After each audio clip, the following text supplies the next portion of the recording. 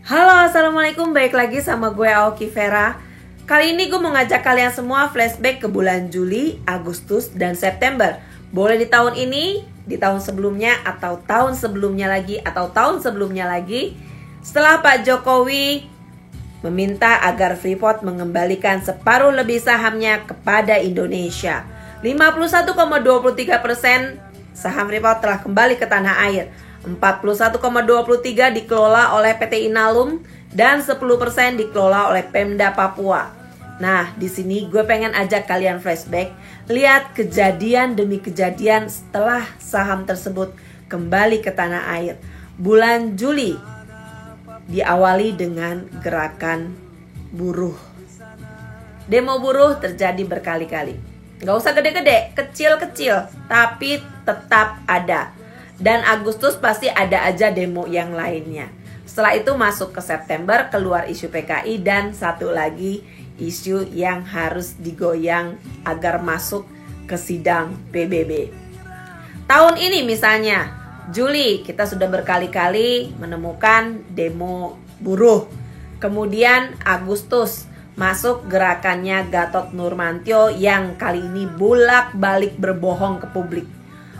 Bosen gue ngelihatnya.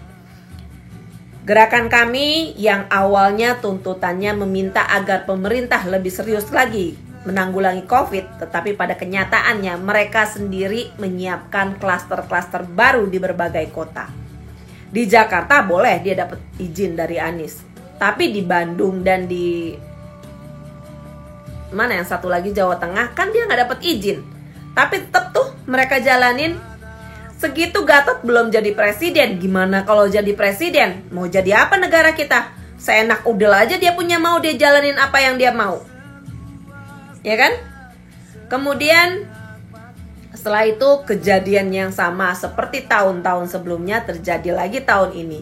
Diawali dengan penusukan yang dialami oleh Syekh Jeber.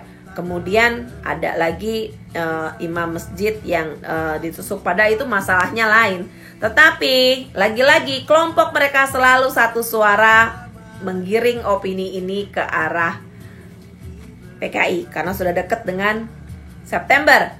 Misalnya orang yang kaburan, wah teriak-teriak Neo PKI. Kemudian buzzer cendana Haikal Hasan teriak-teriak juga mengenai PKI. Gak jauh dari situ yang mereka mainkan. Dan setelah itu semua selesai, baru muncul anjing-anjing Amerika seperti Veronica Koman. Nah, setelah Juli mereka mainkan demo buruh, Agustus ada Jenderal Basisi Gatot, akhir Agustus muncullah isu yang sama seperti tahun-tahun sebelumnya, yaitu penganiayaan ulama.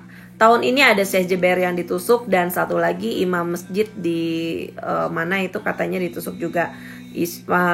Kejadiannya kalau nggak salah mengenai uang pengelolaan uang masjid.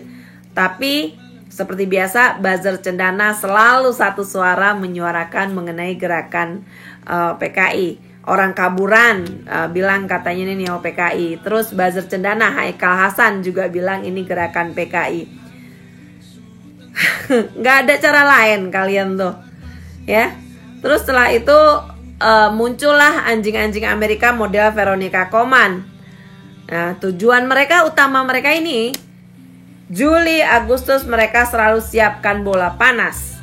Hingga akhirnya setelah urusan PKI udah basi lah, muncullah pelanggaran HAM Papua digaungkan oleh anjing-anjing Amerika model Veronica Koman.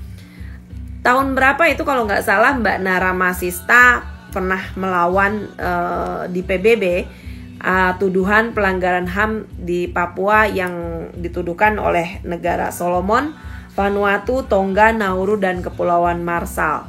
Nah, ini negara-negara bagian yang sering dapat bantuan dari Amerika, padahal duitnya dari negara kita. Dan belakangan ini ada Amin Rais yang sok koar-koar tentang Papua, mengenai dana otsus apa yang sudah dilakukan untuk Papua katanya. Kalau di era Jokowi udah jelas-jelas ya, kalau yang dulu-dulunya nggak tahu deh. Di era Jokowi itu ada Trans Papua, ada jembatan Holtekam, pengadaan listrik, kemudian Bendara Sentani, dan perbatasan antara Indonesia dan Papua Nuginia. Mungkin Amin Rais perlu datang ke Papua, jangan sampai nanti mulutnya diremes-remes sama mama-mama Papua. Kemudian Amin Rais juga mengatakan jangan main-main dengan keadaan yang sekarang di sana. Amin Rais mencoba mengorek luka lama orang Papua atas kejadian Pepera. Di sini gue pengen ceritain sejarah lengkapnya supaya jangan ada ngaco-ngaco dalam urusan sejarah, karena mereka demen banget kan tuh bikin yang kayak begitu-gitu. Nah, gue pengen ceritain secara detail. Ini buku gue banyak banget loh memo-memo kayak begini. Ini khusus untuk Papua doangan. Ada gue catet. Ada banyak dari pokoknya sampai yang NATO kayak gimana, Belanda kayak gimana waktu itu, dan Pepera kayak gimana. Gue pengen kalian cerita, dan ini sebetulnya gak kepengen gue angkat juga yang urusan Pepera. Itu menyakitkan bagi orang Papua, sejarah lama. Tapi kalian harus tahu, jangan sampai sejarah kita dibelok-belokan seperti yang selalu mereka lakukan selama ini.